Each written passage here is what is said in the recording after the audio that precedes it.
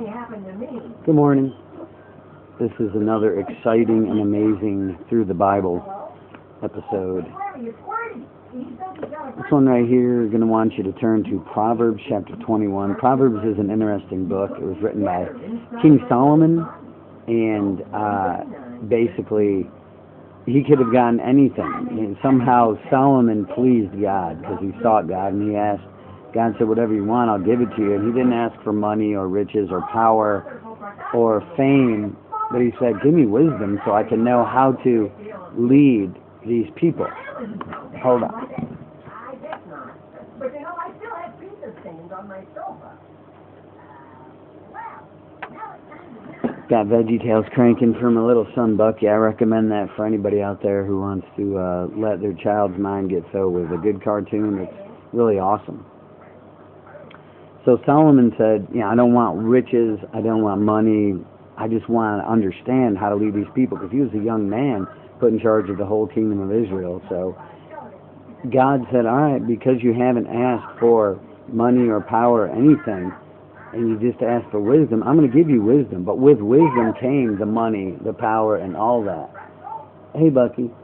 So, but basically, and what Solomon did is he wrote all these Proverbs, and some other people did too, and there's 31 chapters in Proverbs.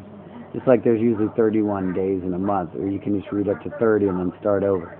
But today's the 21st, the 12, 21, 12, the day the Mayans calendar runs out. Some people say it's the end of the world. Some people say it's just going to reset. But we know in the scriptures that no one knows the day or the hour, only God, when this world will end. We do know it's going to end. I mean, scientists tell you it's physically dissipating. But long story short, trust in God. If you do see the world is coming to an end, then you should try to live right so that when you meet your Maker, you can give an account to everything that you've done. You've lived honestly and sought Him and done your best.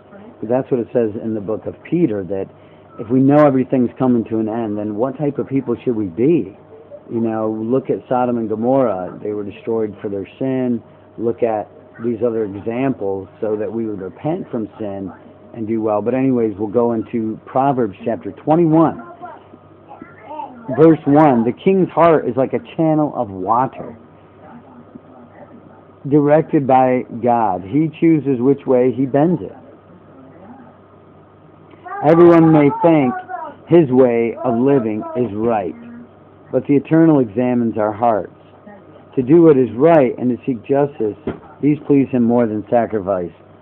So, everybody may think that their way is right, but God looks at the heart. It says, all the ways of man are pure in his own eyes, but God judges the motives. People may do a lot of things, but what is the intention of their heart? That's what God looks at you for. It's like someone built a giant church, and it's beautiful.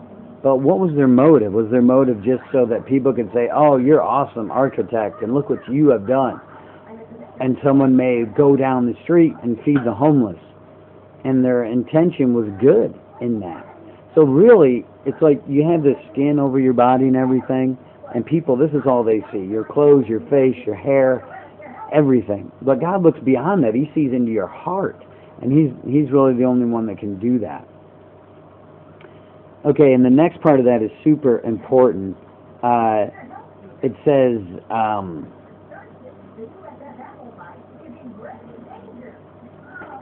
to do what is right and seek justice, these please him more than sacrifice.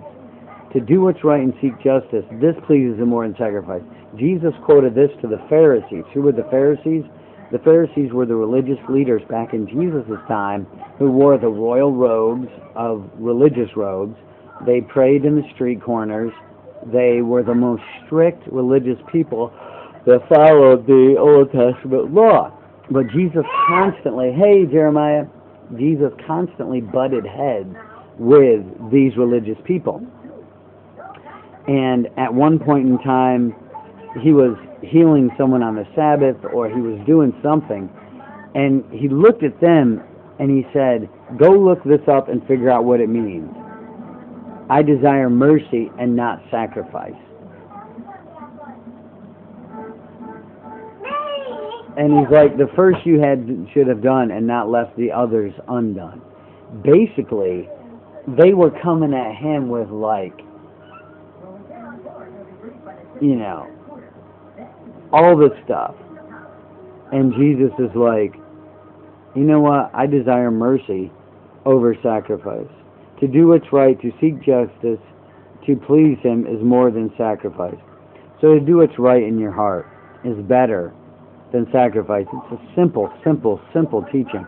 If you do what's right and seek justice, that's better than sacrificing 1,000,000 bowls to God, or giving, in this day and age, $1 million in your tithe. Just simply doing what's right. If you got a choice before you, and there's good and there's bad, if you do the good, you'll be blessed for it. But if you do the bad, well, it's okay, I'm going to tithe $1 million later. No, Solomon said to do what's right is better than sacrifice. All right. And then we go down to the next one. The lamp of the wicked lights his way. A proud look and an arrogant, it's all sin. A well thought out plan will work to your advantage, but hasty actions will cost you dearly. In your life, don't just suddenly do this. Don't just suddenly leave your wife. Don't just suddenly leave your husband. Don't just suddenly quit your job. Don't just suddenly run out and start a business. Never just hastily do anything. Think it out. The word for that is prudence. Think about it. Think about what you're going to do. It's like Gary Kasparov, one of the greatest chess players, or Bobby Fischer. Before they do something, I mean, they're smart.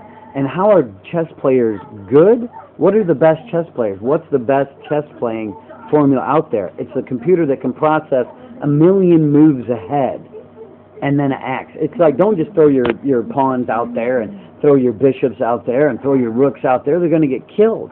And don't just trade piece for piece. You always try to go up and do a little better each time. It's the same way in life. Have a plan to your life. People think, they say, oh, the Bible's so stupid. Them people that read the Bible are all backwards, dumb idiot hillbillies. They don't know what to do. And they just all backwards with the broken down ties and the stupid hillbilly ways teaching that Bible.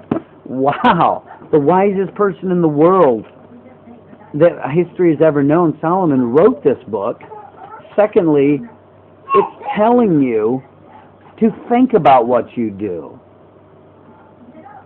It tells you to use the reason and the wisdom that God gave you. Don't just hastily go out and do stuff. And if you want to think super deep, think about the eternal realm. Don't just think about what's right before you presently. Because we know our cars will rust and go into the ground. Our clothes will eventually fall to rags. Our human body will decay.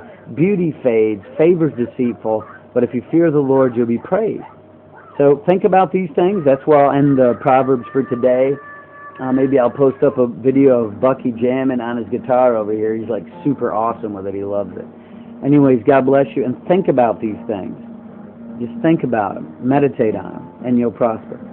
Have a good day.